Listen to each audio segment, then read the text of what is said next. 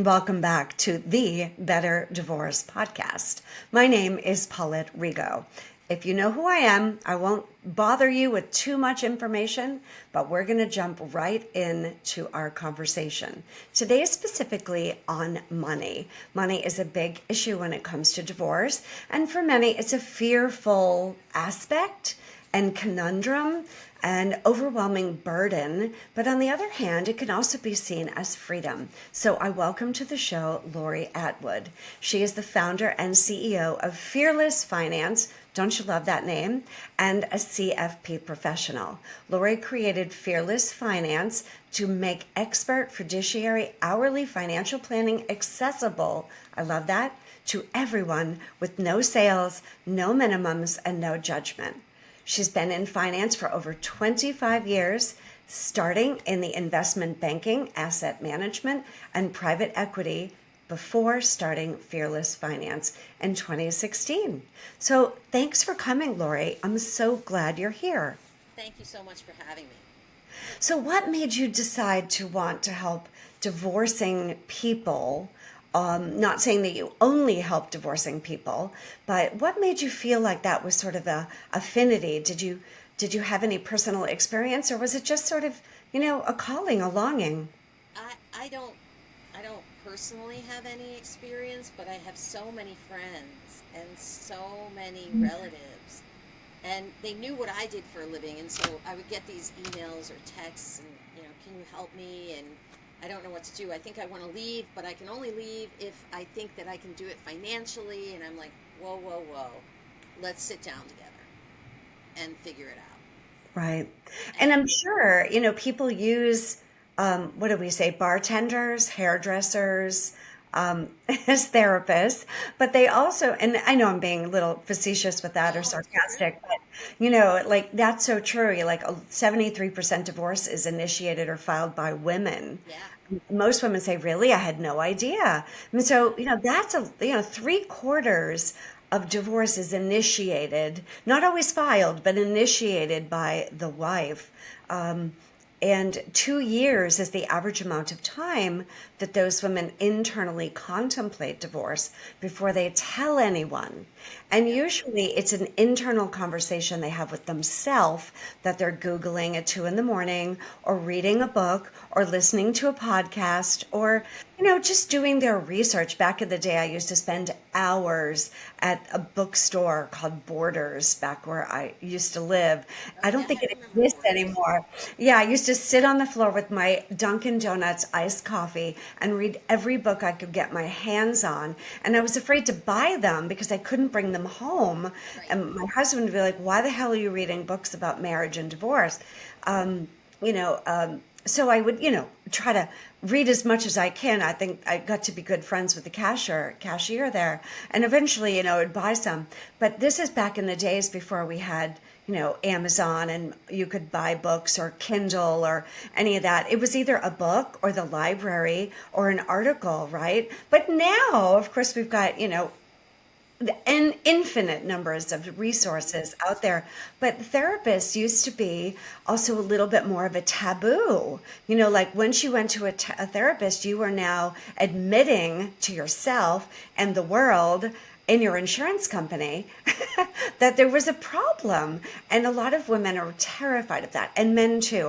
I'm hearing that. Yeah, But it still you were has. using friends or a therapist or a hairdresser or a bartender or anybody, a stranger, for advice, and that isn't always the way to do it. So I see that.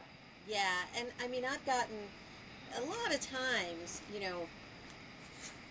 there's a stigma still around therapists, albeit a lesser one, which is great. Yes, yes, And a lot of times I'll get, a couple will come to me or one of the people on my team. There's 7 of us across the country, and it's because the woman can get him there, but can't get him to couples counseling. And she yes. thinks that they're fighting or arguing or having a struggle or having stress over finance. So maybe coming to us can help crack that open a little bit. Um, but I can't speak for my colleagues, but certainly for me, I can see that the issue is not financial. And many of the times those people come back to me and they're like, well, now we're separated, or now we're Yeah. divorced, or so sometimes I get people when they're still trying to see if it can work and what can make it work and all of that kind of good stuff. And then a lot of times you do fulfill that therapy role, because that's where and it is the woman mostly, can get the partner, right? And then other times, I mean, I've had calls, frantic calls from the car. I'm in my car. This is the only place I can make the call to you. Yeah. I, I'm leaving him if you tell me it's okay. I'm like, I'm not going to say one way or the other, but I will do a bunch of math and tell you what your new life will look like, and you can decide. Yeah. Based on, the domestic relations financial affidavit or the marital balance sheet. Every state is different. But yeah, it is overwhelming. I mean, for me, it was a matter of the micro versus the macro. I was very aware of the groceries and the cell phone bill and well, the pest control and the security system and all the, how much everything cost of, the clothing and the toys for the children and all of the little day-to-day expenses. But I was not aware of the tax return, the investments, the, Balance all sheet. the business entities that I didn't know existed. I wasn't sure of the macro, just the day-to-day. So one is the flow, one is the cash flow, and one is the balance sheet, and that's the Yeah, debt and the savings. Hopefully, not much debt, but and the debt and the savings and the bigger, and the balance sheet is much more difficult and complex to deal with. Cash flow is just about, am I going to be okay in my new single life? And that's actually, I mean, you can use the state sponsored, the affidavit and all of that, but typically I do a cash flow, and then my client will use the information from our cash flow to fill in the sure. state required documents. But the balance sheet is where things can get very difficult. Yeah, and a lot of it is, and I'm seeing more and more women are a breadwinner, or more Yeah, and more that the couples are their pro rata share or they're equal contributing. Their incomes are definitely. within 10% of the same. One's making 100, the other's making 110, or one's making 50, the other's making 55. Like those are kind of not so challenging balance Right. sheets, or and if everyone's transparent, but it's when one is a stay-at-home parent and the other either owns their own business or is a W-2 employee or is owns real estate, and they're just the spouse who's the stay-at-home or works part-time is in the dark, not allowed to look at the tax returns, Yes. not allowed to be involved in the financial investment picture, 529 UTMA, children's accounts, LLCs, all those type of things, that completely in the dark about it. And sometimes that's by design. I see a lot of women, although it's changing, like, I don't really want to deal with it. I don't want to know. Let him deal with it. Let her deal with it. They kind of enjoy not dealing with or taking responsibility, because it's a Yes. big responsibility with also tax ramifications if that's a mistake, and debt is a big problem. So now that we've painted this horrific picture and people are, climbing under their bed, scared, let's bring it down a little bit. But so there are a few things we want to avoid or things to do. And there's also a little bit of a misnomer about what separating is. In some states, there is such a thing as legal separation. And in a state such as North Carolina, you must actually be separated from your spouse for 12 months before either party can file for divorce. In others, you can live together for 95 years and never be separated and file, then that minute. So they're all very, very different. And in some states, there is such a thing as separation, and in others, there isn't. So, but before you emotionally separate, forget the whole legal part of it, there are some things that you should do as far as financial. So, what do you advise as a professional so they can avoid making mistakes? Well, if it's a situation where one person is ready to leave, ready to separate, the other person may not know yet. Of course.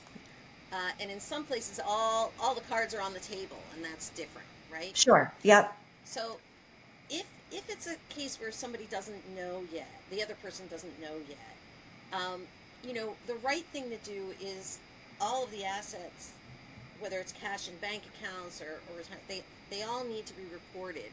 But as soon as both parties know that there's a pending separation, they should get their own checking account and credit cards so that if there are things that are in their separated life going forward, they don't need to intermingle them. I am not suggesting that people take money from the marital funds and move the money. That is not what I am suggesting. That can get you in trouble. Yes, that is not what I am suggesting. What I am suggesting is once you've moved out or the other person has moved out, it is good to have an account that's just in your name. And because sometimes and I'm sure you've seen this too,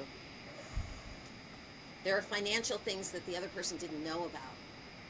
And there's debt, and sometimes even there's, stuff, addiction or whatever it is, and there's just money getting used up and consumed very quickly. And, one person doesn't even know how it's happening, and there's a lot of secrecy and there's not a lot of transparency. And so if once you are fully separated, not necessarily that a decree is signed, but you are separated, the other person knows you're no longer living under the same roof, you should definitely have a separate account for your paycheck to go into from that day forward. And then whatever you agree, either through mediation or however you do your agreement, that can get put into a joint account for usually for children. One thing I find is very important too is to establish your own credit score Sure. and just have an established history of identification as an independent, financially educated person. So that can be a little scary whether you're reading, Charles Payne's books, or I don't know why I picked on him, or Susie, what's her name? Sorry, thank you. I was trying to find somebody other, with all the experts, that are out there in the big world of finance, so that have all the big following. There's another one my husband follows too, but I've lost it. Oh, Dave Ramsey. Yes, I gotta get these books. Well, what are you reading, right? You have to get educated about money, right? And if you're not working and you're, educated and able-bodied, likely, even if you're lucky enough to get child support and alimony, it's not going to last forever. You're going to have to get reemployed on some level, right? Very, very rarely is someone awarded lifetime alimony where you never have to work another day in your life. It's extremely rare these days. Listen up. It used to be, depending on what state you lived in, that was a thing, but it's getting more and more difficult. And also since 2018, since the Alimony Act changed, alimony is no longer deductible from your expenses, and sorry, little bug, and it is no longer you don't have to pay taxes on it, whereas before in 2018 the person that received it had to pay taxes on that money, and the person who paid it could deduct it from their income. So it's kind of changed the whole gamut of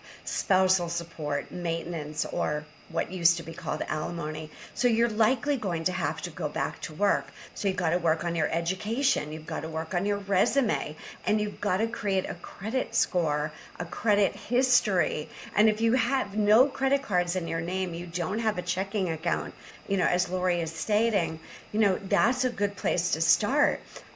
Whether you just squirrel away $50 every time you go to the grocery store, or just get a side hustle, whether you're, selling in some, rodent and fields thing, or you take a part-time job at, Target or Walmart or home, whatever, clothing shop, a jewelry boutique, whatever. I'm being stereotypical with women, but it doesn't matter. At least start to save money. And divorce isn't free. Even when you DIY it, or you work with a private mediator and it becomes much more affordable, it's not free. You're still going to have to save money. It's also much harder to have your spouse forced to pay your legal fees now. It's not always awarded anymore. So don't assume, oh, my spouse is going to pay my lawyer. I wouldn't bank on that. So you're going to have to use those years of contemplating, researching, getting a financial planner, working with the divorce coach, reading books, researching, getting your ducks in the row for that. So yeah, getting a checking account is really important, and also like a little bit of privacy, maybe in a PO box and a cell phone, and having some if your privacy is compromised, it could really blow up in your face. I've seen many marriages go off the rails because a spouse has read a spouse's journal or diary, and they did not want they weren't ready to tell their spouse how they feel. They were still processing, assimilating and digesting their experiences. And maybe, they really did think that the marriage could be saved or fixed or changed. But because the spouse read their journal, blew up. So that's what I was like, be very careful with what you write. Use a double password protected digital journal if you don't have a secrecy or privacy. It's important, that idea of really preparing. I think that's why the average amount of time that women contemplate divorce is 2 years. And that seems like a really long time, Lori, but I'm sure you agree that's time well spent. It is time well spent, and typically it is time well spent. And as you noted a few minutes ago, a lot of times, especially the woman, but it doesn't have to be the woman in the partnership, she needs a couple of years to get to the place where she's employed enough, meaning enough salary, to handle, even with whatever child support, whatever maintenance she might get, to handle the cash flow needs of her own household, especially when there are children, because, there is child support, and then you may even have enough to have a joint account for things like soccer camp or whatever, the kid is into. But it's still very tight to run a one adult household, especially in an urban area. Yeah. It's hard. And if the kids are real young and you still need child care, my goodness, it's very, very hard. Where I live, in the city I live in, it's $2,800 a month for daycare. Right? Yeah. So you've got to be prepared financially, and sometimes it takes that 2 years of runway to get yourself prepared. Yeah. So it's time well spent if you're doing that.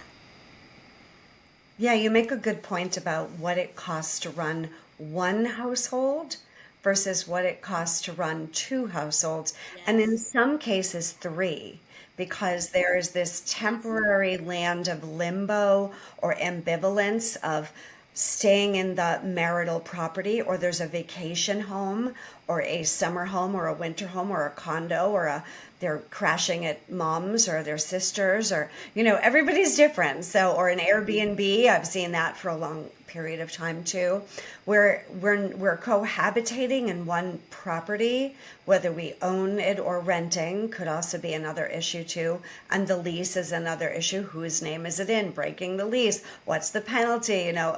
So now you have the marital balance sheet of mortgage, rent, gas, electric, pest control, alarm, lawn care, water, sewer, internet.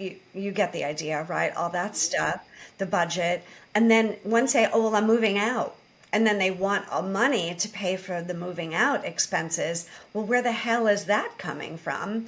Because unless both parties are now completely financially independent, I pay my bills, you pay your bills. In mediation, I talk to my clients about this all the time. The reality of it, we have to reverse engineer your life. What is it you can afford? And also, a big problem is that the marital property of, are we selling it? Is one party staying and going to buy out the other party's equity, or is the other, vice versa? And the person that's usually emotionally attached to the sheetrock and the house and the memories, and well, this is where we brought the kids home from the hospital, typically is not the one that can afford it. It's, being It's rarely the stereotypical there. case. It's Yeah. rarely the case. And then sometimes people generate these kind of complex plans. I have one client where, she's still living in the house with the kids, but he's paying the mortgage and she's paying for his rent because it's much lower in price because it's a small 1, 2 bedroom, whatever it is. And they're working that out, and then when the kids graduate high school, they're going to sell the asset, and they've got all of these complex plans. And I sometimes see that with people who choose to nest, where the children are living in that same house and then the adult goes to a different house. And those things, my experience is that those things just, they don't work in the long term. They could work Correct. easily temporarily, but they don't work in the Yeah. long term. And then it is a full household that needs to be pushed up with whatever earnings that person is, that adult is doing. Yeah, I mean, over, a decade now, I've seen probably a handful of successful nesting stories, and it's typically 6 months where there's this easing out because of the maybe special needs child, and they have a very high divorce rate anyway. If there's a special needs child, you do have to be very particular about the needs of a child with that, because special needs children do not do well with change. So a little bit of nesting success with that, but for the average traditional type of situation, I don't see nesting working well.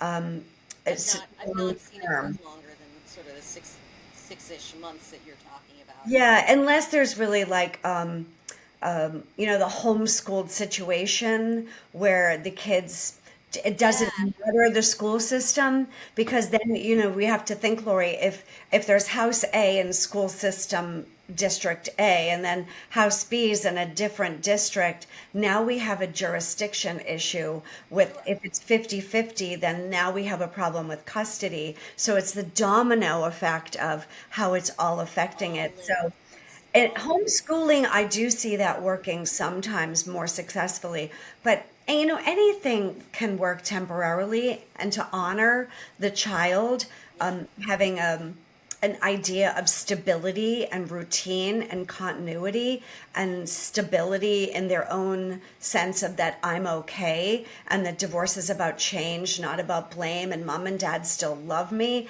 and then some kids get over it in 4 minutes. Others, their parents have been divorced 30 years and they're still holding a grudge. But most kids just need to know that they're okay. And if they have that transitional time, typically as long as they don't have to change schools, it can be okay. But you're singing to the choir on the nesting thing. Yeah, It's I totally expensive and it doesn't work. yeah, it's very expensive. And what ends up a lot of times, because a lot of times there is one spouse that really just doesn't make as much.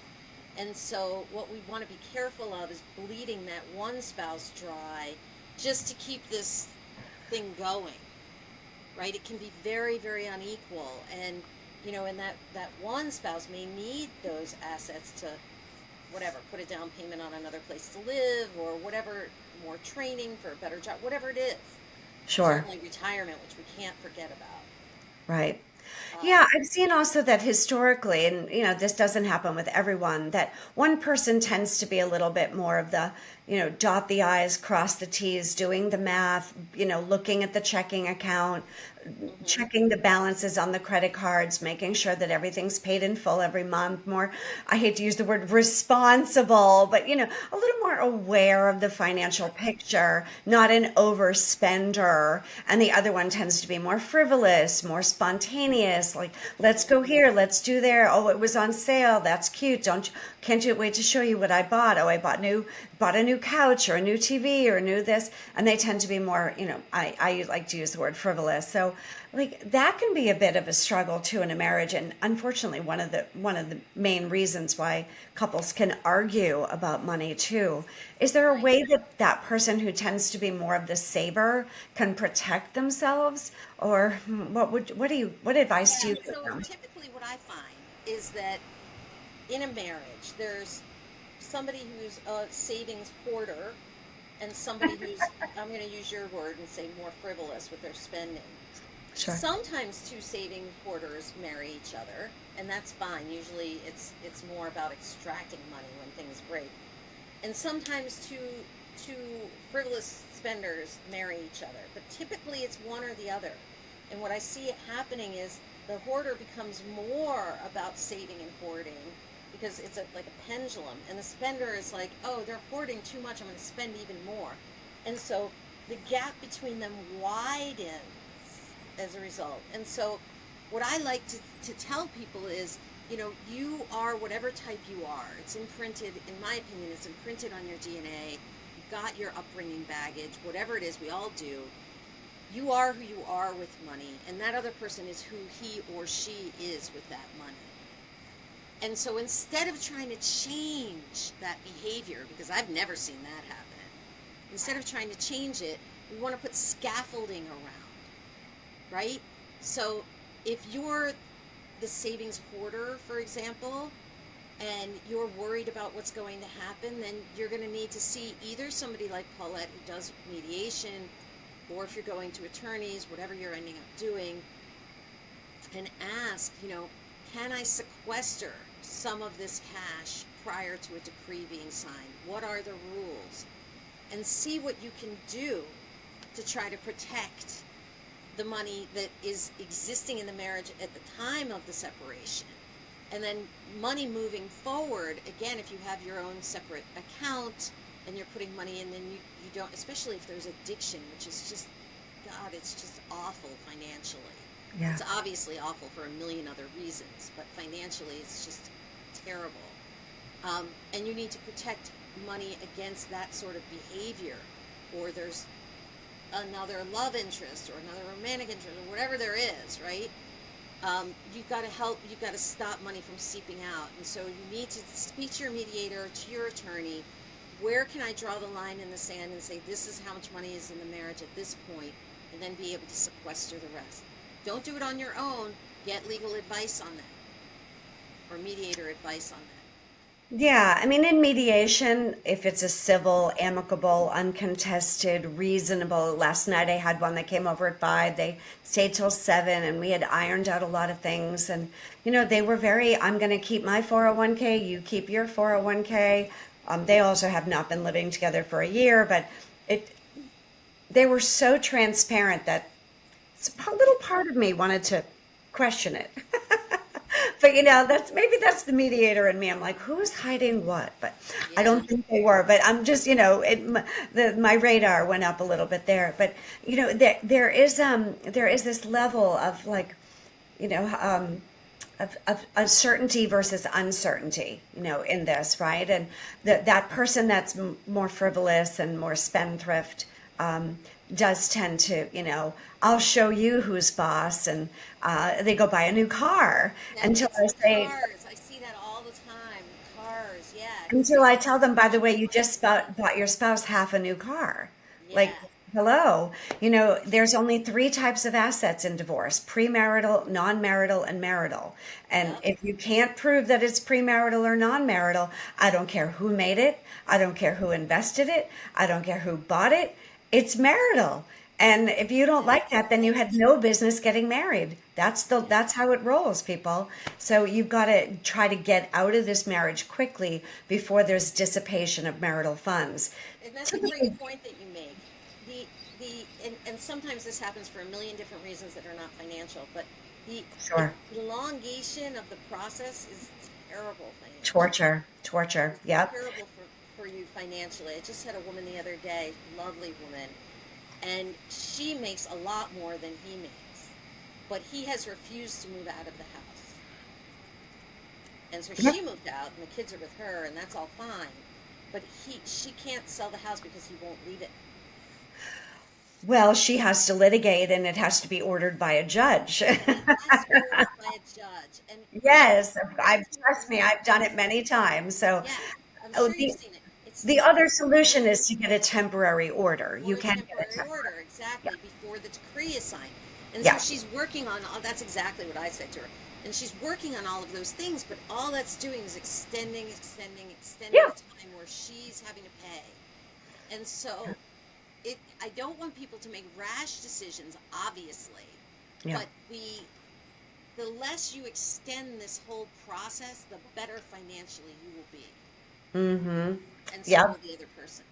Yes. And to see this as a business transaction, and to try to take out much of the emotional aspect of it as you can, That's what you talk about with your therapist. That's what you talk about with a friend. That's what you talk about with a divorce coach. Bartender. But a bartender, sure, the hairdresser, Yeah. but you don't talk to waste your attorney's time, because billable hour, billable hour, billable hour, and they will keep it going forever if they can. They don't want the cash cow to die. No, they want this to continue. Not all attorneys. I have many my dear friends are attorneys, but they're this, it's built into the judicial system where That's it's adversarial by nature. It's this labyrinthine system where the checks and balances are there and only held accountable by that third party stranger known as a judge. And when the judge sees that either party cannot or will not budge, they tell you what the outcome will be, hell or high water. They don't give a blank what you like. It's that's how it's going to be. they're the This is judge. what's going to happen, Yes. and it's built into the name of their job, right? They're the judge to judge. They're not really judgmental, other than this is what's going to happen. Yeah. So Exactly. let's talk a little bit about this house issue. What is the most effective financial approach to settling that or splitting the asset? Nobody's going How to do like you what I'm going advise to them? say. Nobody's going to like what I'm going to say. I'm Oh, okay. speaking purely financially. Get your Purely notebook out, financially. everyone. Yep. Yeah, I cannot speak for the emotional and psychological part. But financially, in most cases I've seen, it's best to dispose of the asset. Sell it and have a clean break. Take whatever equity there is, I hope there's a lot, and split it and go start your new life. Yes, Because I, when I people agree. Yeah, when I people think are all about, laboring over, I'm going to buy him out, he's going to buy me out, and this is how much it's worth, and it's I got to remortgage it, and I can't remortgage it based on my own income, and she was on it, and I can't get her off of the mortgage. Sell the asset. well, one thing I find, Lori, too, is those that do choose to keep it, and it is case by case, Yeah, it dependent, is. It is. dependent on how old are you? How much debt do you have? What is your income? Do you have a clear indication of your lifestyle? Can you maintain your lifestyle? Do you want to maintain this lifestyle? Or are you looking to re-identify yourself? Go back to your maiden name, downsize, let go of the baggage, change your friends. I'm not saying you need to erase your, Yeah. existence, but move, right. And even if you have little children, all of that is still possible. Of course, school gets a little tricky, but it does make it a little more less of a circumference of how far you can move, right, unless the other party is willing to move with you. I get a lot of people that say, I want to move to back to where I grew up, and I'm like, well, where is that? And they're like, 3,000 miles away, and I go, yeah, that could be a problem. So It's very let's, and they, difficult. well, It's he's a bad this and she's a that. And I go, whoa, let's take it down. But it is so much better to get that clean break. You then have cash that you can invest, you can Yes. save, you can, use that towards your education, use it as a down payment for a new home that is yours in your name, deed, title, mortgage. Exactly. There's a lot you can do, but there's a lot of fear, um, kind of letting go of the neighborhood and the friends and the comfort that they're used to, routine and structure. And this is what they're used to. This is what I'm used to. It takes a lot of confidence to be able That's to. why I said that it is purely financial. The advice I'm Yeah. giving is purely financial. And people worry, oh, but Junior was born in this house, and Junior, rode a bicycle in this house, and outside of this house. And what I tend to say to people is that kid needs you to be secure. That's the thing that matters the most for that kid, Sure, I is agree. that you are calm and secure, and the other person, the other spouse, is calm and secure. That's the most important thing to that child. And financial security is a huge part of that. And so, if getting rid of the house helps to buffer your security and your calm and your, reduction of stress, excuse me, that goes a long way to cover up or to mitigate the fact that you're going to, require this child to move. maybe we can arrange your new room in the same way, or maybe whatever it is that will help. But in the long run, you being calm about finances, to me, has a bigger value than just not moving Junior. Now, a special needs child, that's a different ball game. There are all kinds of other issues that are involved there, so I'm not speaking about that. But for the most part, I think the child is going to be happier with you happier and calmer. And so it's a band-aid ripping off experience, right? Yes, it's going to be bad for a second, and then it's going to be much better. I do find that most children thrive in two separate households where there's no conflict versus staying in that house where they have memories of conflict. Um, Definitely. yeah, depending on the age of the child and the resiliency of the child, but those houses hold memories too of Sure.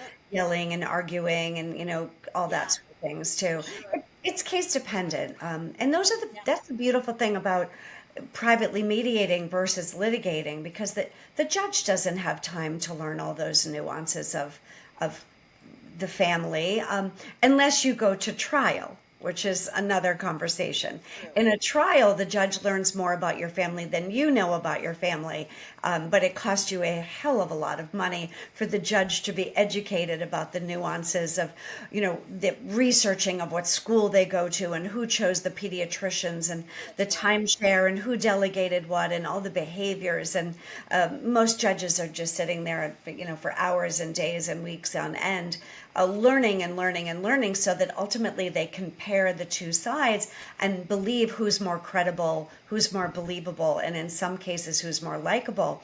And if you're willing to do that, sure, let the judge decide if you can keep the house. But here's the tricky part with the house. If you are awarded the house and the judge writes in the order that you have a year to refinance or 6 months to refinance or whatever the terms are that the judge decided based on your case, and then you go to refinance the house, the mortgage company or the bank or the lender doesn't give a what about what the judge says. If you do not qualify to refinance the house, Yep, it underwrite. doesn't matter what that piece of paper says. They're not going to give you a new mortgage just because the order says it does. So there's Yeah, usually that refinance or sell the house. So chances are you probably that's will either have to make sure you do qualify, or you're going to have to sell the house regardless. that's particularly difficult for self-employed people because underwriting is particularly harsh on self-employed people. Yes, they They can do a really bank statement loan, but it does take a really qualified lender to get them through that. you want to check into all of that, or if there's a spouse who hasn't been working, Yeah. uh, and then refinancing it into his or her name is very difficult. Well, they can use child support and alimony, but they have to have it at least, a continuum of 3 years. And Yeah, and it's sometimes they'll, typical. yeah, we won't get into lending issues, although my husband is a certified divorce lending professional, and I bring him into mediations, and I say, now let's make sure that's written up properly so that they can actually do what they want. The house can be such a contentious issue, but it doesn't have to be so scary. If you have a financial person that you have a strong relationship with, you have a good know, like, and trust factor, there's a rapport and a feeling of confidentiality, and they're really aware of your goals and dreams and aspirations, chances are that person can help you attain them. The tricky part is when you don't know what your goals and dreams and aspirations are. It's important that you walk into that having an idea of what you want your life to look like, and then a little bit of reality testing, having radical acceptance and then realistic expectations. Can what I want to have, is it logical? Is it practical? Is it doable? And would it likely be something a judge would award me? Because if it's pie in the sky, absolutely insanity, you're spending a heck of a lot of money to have a judge not award you what it is you want. And that is not a good return on your investment. So, Yeah, I think that's absolutely right. And I say this to my daughter and I say this to my clients too, which is a problem is only something that you haven't cut into small enough parts to digest. yes, yes. And this is the same case here. And so you may not get everything that you want but let's take the small steps and get there. Can we And move in out? Can we divorce, find a place that feels okay? And You in know, divorce, Lori, just from working with people, that nobody gets 100% of everything they want.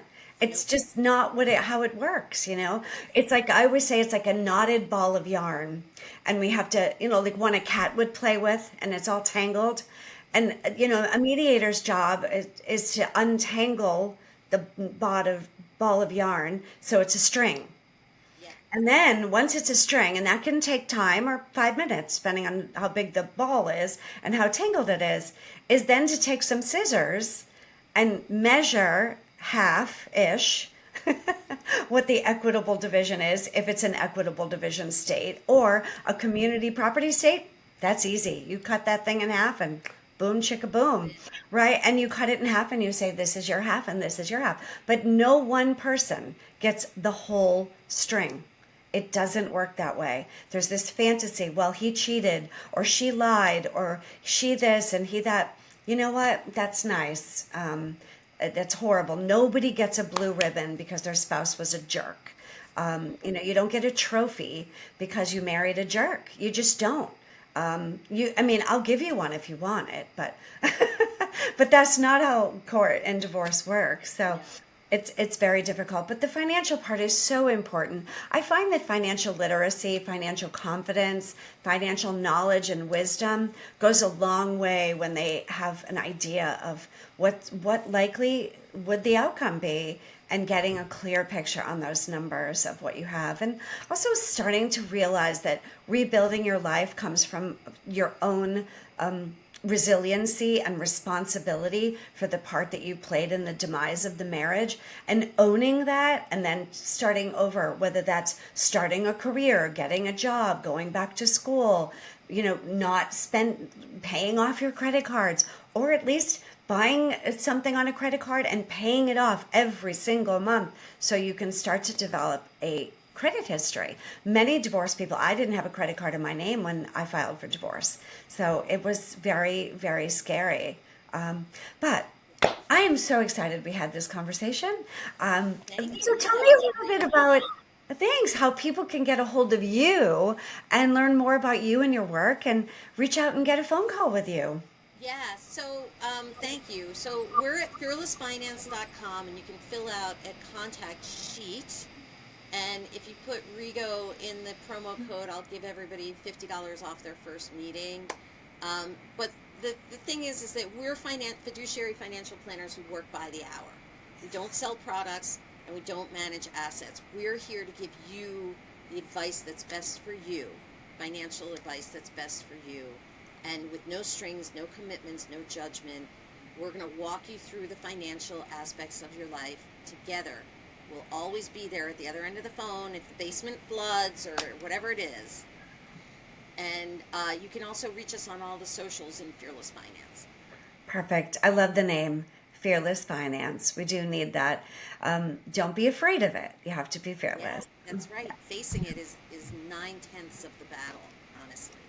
You are singing to the choir, the Mormon Tabernacle, the Yeah. big one. Yeah. Thanks so much for this conversation. And I hope everyone's taken notes. And if you yourself need a consultation about what is mediation, how much does it cost, how long does it take, how do we avoid litigation, is that something I can do? All you have to do is email me, Paulette at betterdivorceacademy.com. Go to Better Divorce Academy and set up a call with me. And keep it simple, keep it better, keep it light. The future can be better. It may not be perfect, but it will be beautiful.